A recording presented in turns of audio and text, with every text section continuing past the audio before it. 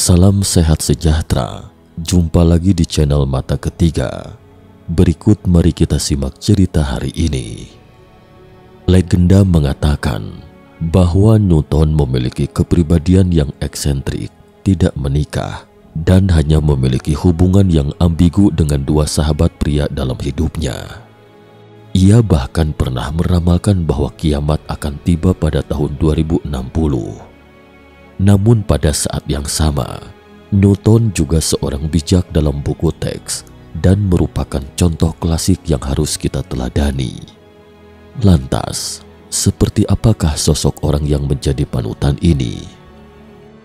25 tahun silam, ada seorang profesor di Universitas Oxford, Michael White, di mana setelah dia mempelajari lebih dari 1,5 juta kata naskah Newton, dia mengatakan bahwa Newton adalah ahli sihir terakhir. Sir Isaac Newton dilahirkan pada tanggal 4 Januari 1643 di sebuah keluarga bangsawan di Lincolnshire, Inggris. Pada saat kelahirannya, Inggris masih mengadopsi kalender Julian, sehingga hari kelahirannya dicatat sebagai 25 Desember 1642 pada hari Natal dan bertepatan dengan wafatnya Galileo. Newton dilahirkan secara prematur, di mana saat itu bayi prematur tidak diharapkan kehadirannya di dunia. Saat dilahirkan, tubuh Newton tampak sangat kurus, bahkan tak seorang pun menduga ia akan mampu bertahan hidup. Ayahnya yang juga bernama Isaac Newton meninggal 3 bulan sebelum kelahiran Newton. Namun ketika Newton berusia 3 tahun, ibunya menikah lagi dan pergi untuk tinggal dengan suami barunya, seorang pendeta bernama Barnabas Smith. Ibunya menitipkan Newton di bawah asuhan neneknya. Newton muda tidak menyukai ayah tirinya dan menyimpan rasa benci terhadap ibunya karena menikahi pria tersebut. Seperti yang tersingkap dalam pengakuan dosanya, mengancam ayah dan ibu Smith untuk membakar rumah mereka dan atas mereka. Profesor Michael White menuturkan bahwa pengakuan dosa ini mengungkap masa kecil Newton. Dari usia sekitar 12 tahun sampai 17 tahun, Newton dididik di The King's School di Grantham yang mengajarkan bahasa Latin dan Yunani kuno dan mungkin memberikan landasan matematika yang signifikan. Dia dikeluarkan dari sekolah dan kembali ke Woolsthorpe by Calsthorpe pada Oktober 1659. Ibunya yang menjanda untuk kedua kalinya berusaha menjadikannya petani, pekerjaan yang dia benci. Henry Stokes, master di The King's School, membujuk ibunya untuk mengirimnya kembali ke sekolah. Termotivasi sebagian oleh keinginan untuk membalas dendam terhadap pengganggu halaman sekolah, ia menjadi siswa peringkat atas, membedakan dirinya terutama dengan membangun jam matahari dan model kincir angin.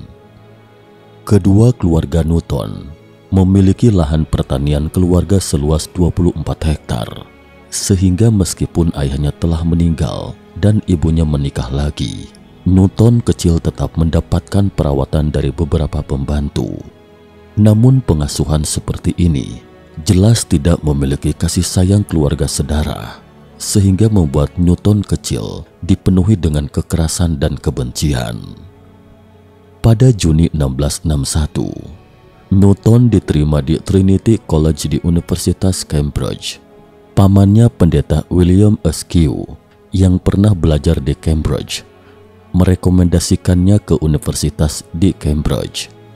Newton memulai sebagai seorang subsizar, membayar biayanya dengan melakukan tugas pelayan sampai dia diberikan beasiswa pada tahun 1664 yang menutupi biaya universitasnya selama 4 tahun lagi hingga gelar MA-nya selesai.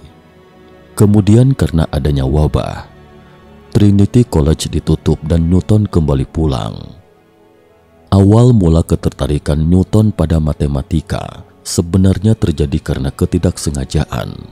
Dia membeli sebuah buku di sebuah pameran dan tidak memahami konsep matematika yang terkandung di dalamnya. Tentang cahaya. Pada zaman dahulu, orang beranggapan warna putih merupakan warna tunggal atau warna murni. Kemudian melalui serangkaian percobaan, Newton membuktikan bahwa warna putih adalah campuran dari 7 warna berbeda yang sama dengan warna pelangi yang kita kenal. Teori ini dikenal dengan nama pembiasan cahaya. Dari membias cahaya ini, Newton berhasil membuat benda bernama teropong refleksi yang di kemudian hari digunakan oleh sebagian besar penyelidik bintang. Teori gravitasi Isaac Newton. Suatu hari, Newton sedang memikirkan tentang alam semesta. Apa yang mempengaruhi bulan dapat mengelilingi bumi, dan apa yang mempengaruhi bumi dapat mengelilingi matahari. Kemudian dia percaya akan adanya gaya tarik-menarik antara dua benda yang ia namakan dengan gravitasi. Benda yang masanya lebih besar akan menarik benda yang lebih kecil. Karena itulah kenapa apel dapat jatuh ke bumi. Manusia berjalan di atas bumi dan hal-hal lain yang dipengaruhi oleh gravitasi. Tetapi teori gravitasi ini tidak hanya berlaku untuk bumi dan yang ada di dalam bumi, tetapi juga termasuk benda-benda luar angkasa seperti bulan, planet-planet, dan lain-lain. Newton pernah menghitung berapa gaya yang dibutuhkan bulan untuk tetap mengelilingi bumi, kemudian membandingkan hasil perhitungannya dengan hasil perhitungan kekuatan yang membuat apel jatuh. Ternyata hasilnya sama. Lalu Isaac Newton mengenalkan teori gravitasinya ke masyarakat, bahwa benda-benda memiliki gaya gravitasi yang saling tarik-menarik. Karya bukunya, Philosophiae Naturalis Principia Mathematica, yang diterbitkan pada tahun 1687, dianggap sebagai buku paling berpengaruh sepanjang sejarah sains. Buku ini meletakkan dasar-dasar mekanika klasik. Dalam karyanya ini, Newton menjabarkan hukum gravitasi dan 3 hukum gerak yang mendominasi pandangan sains mengenai alam semesta selama 3 abad. Newton berhasil menunjukkan bahwa gerak benda di bumi dan benda-benda luar angkasa lainnya diatur oleh sekumpulan hukum-hukum alam yang sama. Ia membuktikannya dengan menunjukkan konsistensi antara hukum gerak planet Kepler dengan teori gravitasinya. Karyanya ini akhirnya menyingkirkan keraguan para ilmuwan akan heliosentrisme dan memajukan revolusi ilmiah. Dalam karyanya ini, Newton menyatakan hukum gerak Newton yang memungkinkan banyak kemajuan dalam revolusi industri yang kemudian terjadi. Hukum ini tidak direvisi lagi dalam lebih dari 200 tahun kemudian dan masih merupakan pondasi dari teknologi non-relativistik dunia modern. Dia menggunakan kata Latin gravitas untuk efek yang kemudian dinamakan sebagai gravitasi dan mendefinisikan hukum gravitasi universal.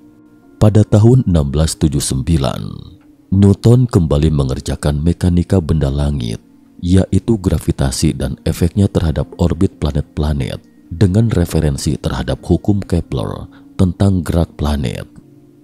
Ini dirangsang oleh pertukaran surat singkat pada masa 1679 hingga 1680 dengan Hooke yang telah ditunjuk untuk mengelola korespondensi Royal Society dan membuka korespondensi yang dimaksudkan untuk meminta sumbangan dari Newton terhadap jurnal ilmiah Royal Society. Bangkitnya kembali ketertarikan Newton terhadap astronomi mendapatkan rangsangan lebih lanjut dengan munculnya komet pada musim dingin 1680 hingga 1681 yang dibahasnya dalam korespondensi dengan John Flamsteed. Setelah diskusi dengan Hooke, Newton menciptakan bukti bahwa bentuk elips orbit planet akan berasal dari gaya sentripetal yang berbanding terbalik dengan kuadrat vektor jari-jari.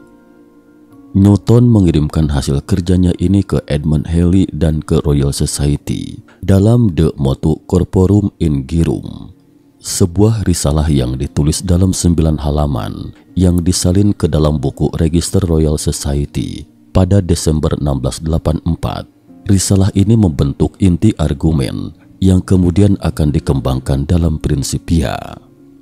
Dalam bidang mekanika, Newton mencetuskan adanya prinsip kekekalan momentum dan momentum sudut.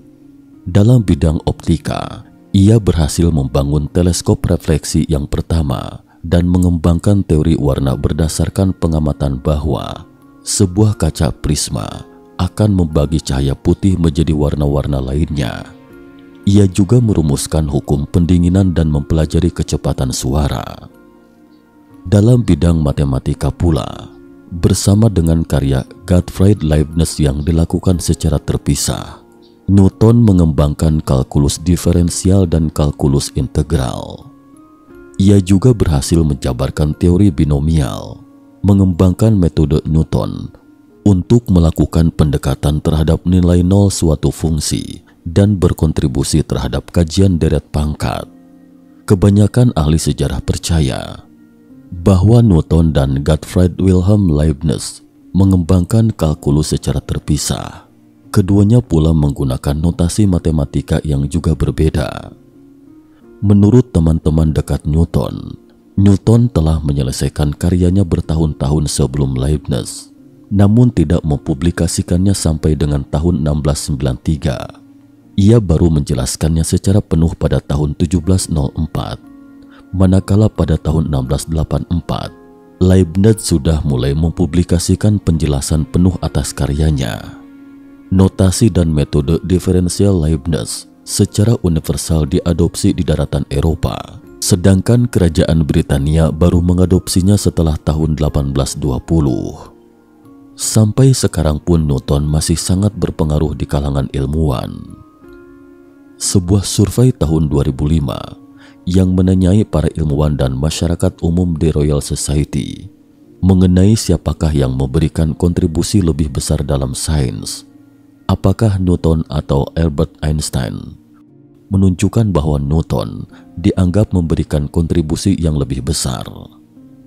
Berkat prinsipia, Newton diakui dunia internasional. Dia mendapatkan lingkaran pengagum, termasuk matematikawan kelahiran Swiss, Nicolas Fatio de Duiller, yang menjalin hubungan yang intens dengannya sampai 1693, saat hubungan tersebut mendadak berakhir.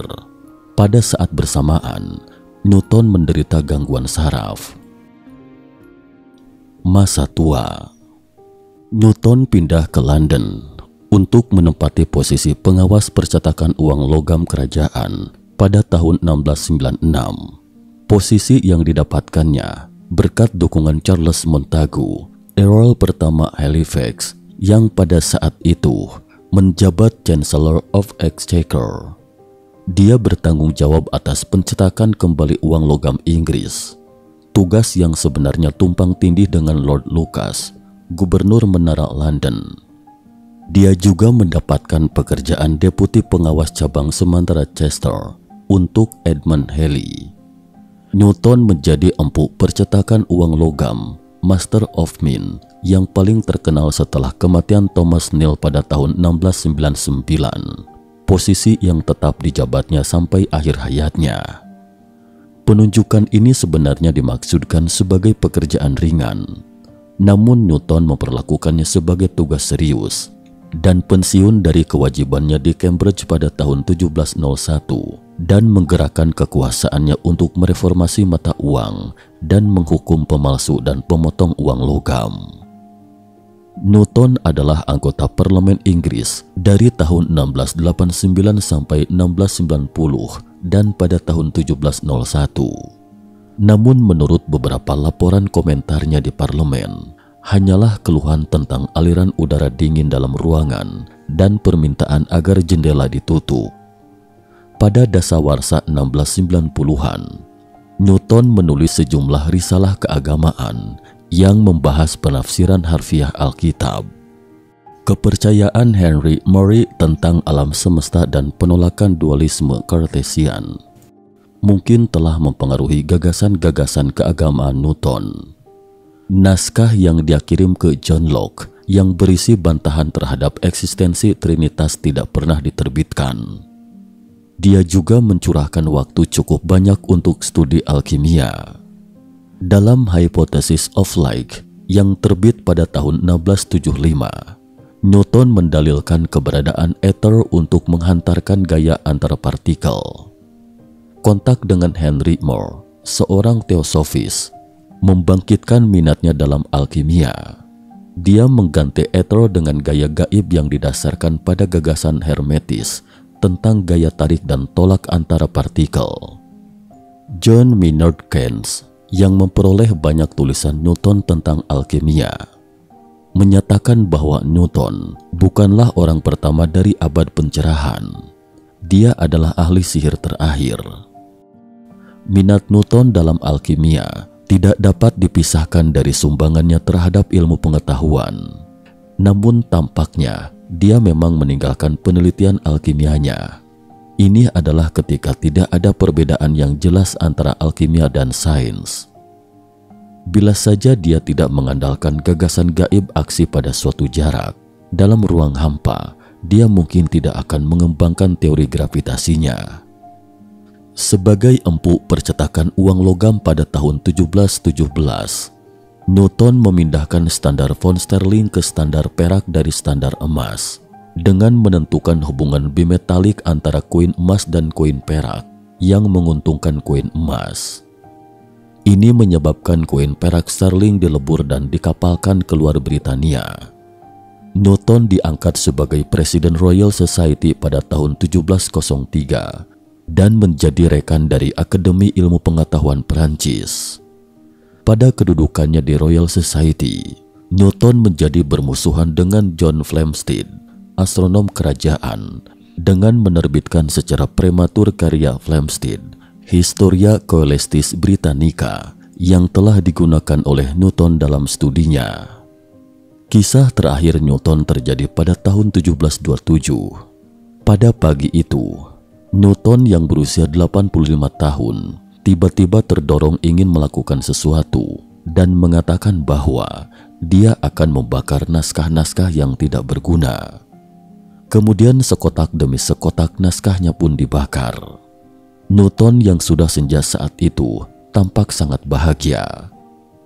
Beberapa pekan kemudian, Newton tiba-tiba mengalami koma dan tertidur abadi pada tanggal 30 Maret 1727. Ada yang mengatakan bahwa naskah terakhir yang dibakar Newton adalah keyakinan seumur hidupnya, yaitu apa yang disebut alam semesta mekanis. Ia percaya bahwa Tuhan sejati semesta alam telah merancang segala sesuatunya sejak lama, kemudian menyembunyikan dirinya. Penelitian seumur hidup Newton, baik itu sains, teologi atau alkimia, sebenarnya adalah menemukan Tuhan sejati ini. Dan apakah dia sudah menemukannya? Konon, dia telah menemukannya, yaitu di antara manuskrip yang dia bakar. Dan Tuhan sejati ini sekarang memiliki nama yang disebut teori medan terpadu. Namun ada juga yang mengatakan bahwa apa yang akhirnya dibakar Newton itu hanyalah beberapa file percetakan uang logam. Kemudian, jenazah Newton dimakamkan di Westminster Abbey, London. Di atas batu nisannya terdapat banyak malaikat kecil sambil memegang teleskop, prisma, tata surya, tungku alkimia, dan paling atas adalah kalkulusnya Newton. Sementara patung Newton bertumpu pada 4 buku, yaitu teologi, The Chronology of Ancient Kingdoms Amended, Optics, dan Prinsip Matematika dari Filsafat Alam. Di penghujung video, Profesor Michael White mengatakan bahwa buku alkimia yang seharusnya dipilih itu sengaja dihindari. Apakah Newton itu Nikola Tesla atau Thomas Alva Edison? Benar-benar rumit kehidupan para jenius tulen ini. Newton yang tetap melajang telah membagi-bagikan sebagian besar harta miliknya kepada sanak keluarganya pada tahun-tahun terakhirnya dan wafat tanpa meninggalkan warisan. Setelah kematiannya, tubuh Newton ditemukan mengandung sejumlah besar raksa, mungkin sebagai akibat studi alkimianya. Keracunan air raksa dapat menjelaskan keeksentrikan Newton di akhir hayatnya. Sekian dan terima kasih atas perhatiannya.